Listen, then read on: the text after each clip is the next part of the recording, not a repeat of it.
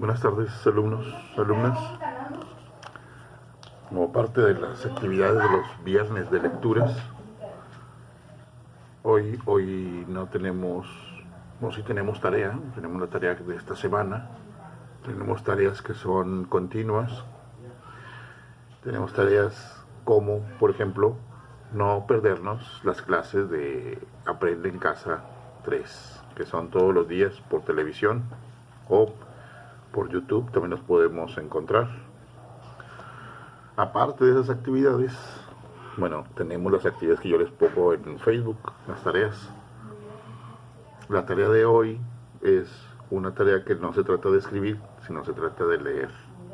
En este caso, yo tengo aquí un libro que se llama Los cuentos de Gianni Rodari, de los cuales vamos a leer unos cuantos. Y tú vas a poner atención, vas a poner mucha atención, vas a poder ver este video otra vez si no pusiste atención en la primera, o las veces que necesites, si quieres verlo varias veces. Y luego vas a poder tú también contar estos cuentos a tus papás o a tus hermanos, porque estos cuentos son cuentos muy divertidos. Esperemos que sean divertidos también para ti. A mí me gustaron cuando los leí. Se parece un poquito al que hicimos del trabajo del martes de la B, que era muy presumida. Mira, este tiene un final, el primer cuento tiene un final un tanto violento, pero me gustó el cuento. Se llama El lobo, la zorra y la nutria. El lobo, la zorra y la nutria formaban una vez una cooperativa y se dedicaron a criar un cerdo. Déjalo muestro. Dibujito del cerdo. Le llevaban todo lo que encontraban: patatas, nabos, manzanas y peras caídas de los árboles, y disfrutaban por anticipado del día en que matarían al cerdo para comérselo. Estoy realmente contento con mi cerdo, decía el lobo. ¿Tuyo? ¿Desde cuándo?, se enfadaba la zorra. ¿Por qué dices siempre mi cerdo cuando sabes muy bien que nos pertenece a todos? Ya veremos a quién le pertenece, afirmaba la nutria. Cuando el cerdo estuvo ya bastante gordo, lo mataron. El lobo hizo lo posible por lanzarse sobre él, mientras la zorra se afilaba los dientes. Pero la nutria exclamó: un momento, mugrientos. ¿Queréis comerlo sin lavarlo siquiera? Mirad qué sucias tiene las orejas. Vamos, el río está a unos pocos pasos de aquí. Vayamos a lavarlo y veréis que así estará mucho mejor. El lobo y la zorra admitieron que la nutria tenía razón. Arrastraron al cerdo hasta la orilla del agua y comenzaron a lavarlo. El lobo lo sostenía por las patas traseras, la zorra por la cola, y la nutria se metió en el agua diciendo: sostenedlo, que yo le lavaré las orejas. En vez de lavar al cerdo, lo aferró con todas sus fuerzas para arrastrarlo hasta el agua. Sujétalo bien, le gritó la zorra al lobo, de otro modo me caeré. El suelo está resbaladizo, gritó el lobo, y perdió el equilibrio. La zorra rodó encima de él. El cerdo se deslizó en el agua y la nutria se lo llevó deprisa a un islote en medio del río. El lobo y la zorra corrieron en vano por la orilla del río, gritándole a la nutria: devuélvenos nuestra parte o te arrepentirás. La nutria, por toda respuesta, lanzó una sonora carcajada y se comió sola todo el cerdo. Este tipo de cuentos, en el que aparecen personajes animales actuando como humanos, son una larga tradición en los cuentos. Desde la época de los griegos ya se utilizaban ese tipo de recursos, porque los animales representan ciertas características de los humanos. Por ejemplo, el lobo siempre va a ser feroz, pero también puede ser mentiroso, puede ser despiadado, que son características del ser humano, no de los animales. Los animales actúan por instinto, no tienen una inteligencia que los motive a actuar decidiendo si sus acciones son buenas o malas. Las acciones de estos tres personajes tienen como objetivo criar un cerdo para comérselo, que ese es un pensamiento humano. Los animales no colaboran entre ellos para criar otros animales para comérselos. Pero nos da una lección en el que a veces, llevados por la ambición, no te das cuenta cuando otra persona quiere aprovecharse de ti. ¿Sí? En este caso, la nutria se aprovechó de sus dos compañeros y se comió ella sola al cerdito, pobrecito. El otro cuento que tengo aquí está más largo, se llama Las montañas azules. Lo escribió Adolfo Castañón con ilustraciones de Verónica Vázquez Orozco. De este solamente voy a leer una parte. ¿Sí? Si les gustó el cuento de Gianni Rodari, luego me hacen llegar un comentario por ahí y leemos otro para escogerlo. Un cuento cortito, porque hay cuentos cortitos y cuentos largos. Este es un cuento largo, este es un libro completo. Entonces, si quieren que lo leamos completo, tendremos que hacerlo en varias sesiones. Ahorita voy a leer nada más unas páginas y luego ya me dicen si quieren que lo continúe o encontramos otro. Vivía con su abuela en las afueras del pueblo. Sus papás lo habían dejado cuando él era muy pequeño. Primero había desaparecido él y luego ella. Al ver que no volvían, los había seguido por el bosque. La cabaña donde vivían era muy pequeña. Tenían un solo cuarto, donde la vieja Almina y el muy joven Juan pasaban juntos los interminables días de invierno. Por la mañana, la abuela se iba al pueblo a ganarse el pan. Salía antes de la madrugada, cuando todavía era de noche y las estrellas parecían de hielo. Juan se hacía el dormido para no mortificarla, pero en realidad se quedaba despierto en la cama oyendo los pequeños ruidos de dentro y fuera de la casa que conocía tan bien como el rostro con arrugas, pero muy pacífico, de su abuela. La gotera que caía junto a la puerta con la misma regularidad del reloj marcaba las horas como la campana de la iglesia del pueblo. Un ratón se movía con cautela y tenacidad en el bote de basura que estaba situado justo al otro lado de la pared. También podía oír el grito ronco del gallo del vecino, que primero cantaba 2 veces y luego se quedaba silencioso unos minutos antes de continuar con su solitaria diana.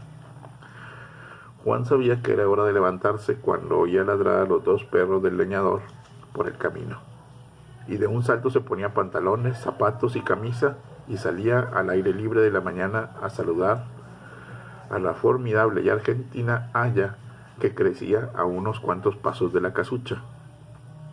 Era un árbol enorme, firme, parecía esbelto a pesar de su tamaño, con su corteza casi blanca y una frondosa copa ovalada que se veía desde muy lejos. Juan se las arreglaba muy bien para trepar por el tronco liso y vertical, y luego se resbalaba por una de las ramas. Desde allí, desde lo alto, veía hacia atrás el techo de 2 aguas de su casa, las tejas donde el musgo dibujaba un continente perdido, los nidos de los pájaros escondidos entre el tejado, el tiro sucio de la chimenea.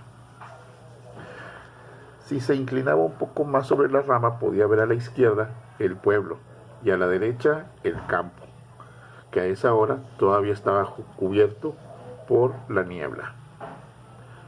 Juan se quedaba acurrucado en una rama durante horas, con la mirada en apariencia perdida, viendo desde lo alto de su haya las montañas azules que se divisaban desde ahí, una cumbre detrás de otra, como un oleaje lentísimo de montes y de riscos perdiéndose en el horizonte. Juan no sabía qué era el mar, tampoco sabía qué sentía el mismo alborozo, la atracción irresistible que punza el marinero cuando éste lo llama. ¿Qué habría más allá de las montañas azules? El día que Juan le hizo esa pregunta a su abuela, la vieja puso la mirada en blanco. Siguió comiendo su sopa de pan y fingió no haber oído. Así era ella, prefería no hablar de lo que no le gustaba. Hacía los mayores sacrificios sin darles importancia. No era precisamente comunicativa ni totalmente taciturna. De vez en cuando hacía brotar entre dientes un chorro confuso de palabras de las que solo se podía distinguir la entonación. Más que farfullar, se diría que gorjeaba, pero cuando algo le inquietaba, se hundía en un denso, inquebrantable silencio. Por eso, ahora Juan sabía que en las montañas se encerraba un misterio. Adivinaba caminos y senderos serpenteantes hacia las cumbres verdes y azules. Sentía que conforme subían, los caminos se adelgazaban y tal vez flotaban entre las nubes. Si los dioses existían, allí seguramente podrían encontrarse sus huellas todavía frescas. Al menos eso pensaba Juan mientras se abrazaba a su rama preferida. Veía cómo las cimas, primero envueltas en la niebla y en las nubes, iban apareciendo en el azul para luego disolverse en la luz y ondular como un oleaje. Este libro no tiene dibujos.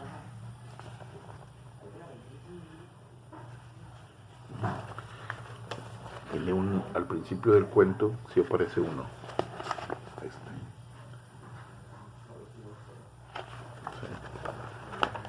Pero es una lectura mucho más compleja. Aquí ya no trata de animalitos que hablan. Aquí ya trata sobre temas más profundos, como este niño que a lo mejor algunas cosas te recordaron sobre tu mismo entorno, como por ejemplo, ¿alguna vez has oído cantar un gallo en la mañana? A lo mejor no te toca todavía porque estás bien dormido o bien dormida, pero los gallos ahí están cerquitos, ahí por el mercado campesino, ahí llevan muchos animales los fines de semana. Ahí podemos ver también los sonidos de otros animales como los que estaba describiendo el niño en esta historia. Por ejemplo, dice que justo afuera que estaba el bote de basura, podía escuchar como un ratón cautelosamente buscaba comida. Y hacen un sonido muy característico, ¿verdad? Como que rascan y ruñen hasta que encuentran algo de comer. Y a veces se comen incluso cosas que no se pueden comer, como el plástico. Bueno, pero esas fueron dos lecturas muy diferentes, una cortita, una más larga.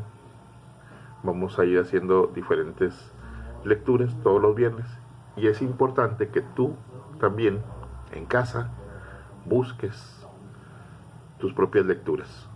Tienes tu libro, tienes un libro de lecturas que puedes leer en compañía de tus papás. A veces sería bueno que ellos te leyeran, a veces sería bueno que tú les leyeras a ellos.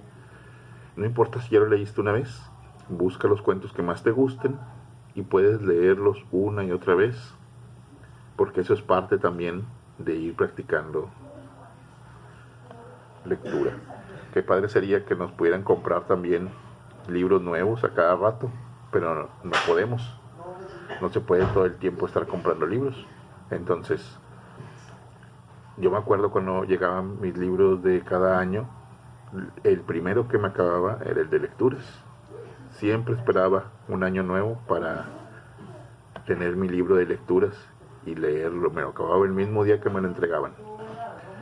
Entonces, era mi libro favorito. Todavía ahorita, cuando empiezo un ciclo escolar, el primer libro que veo y busco es el de lecturas. Pero también hay lecturas muy interesantes en tus libros de valores, en tu libro de exploración de la naturaleza,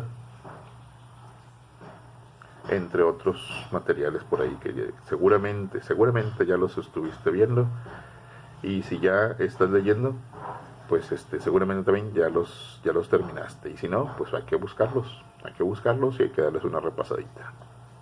Entonces ese es nuestro trabajo del día de hoy, y este fin de semana lo mismo. Si no has terminado alguna tarea, termínala en estos días.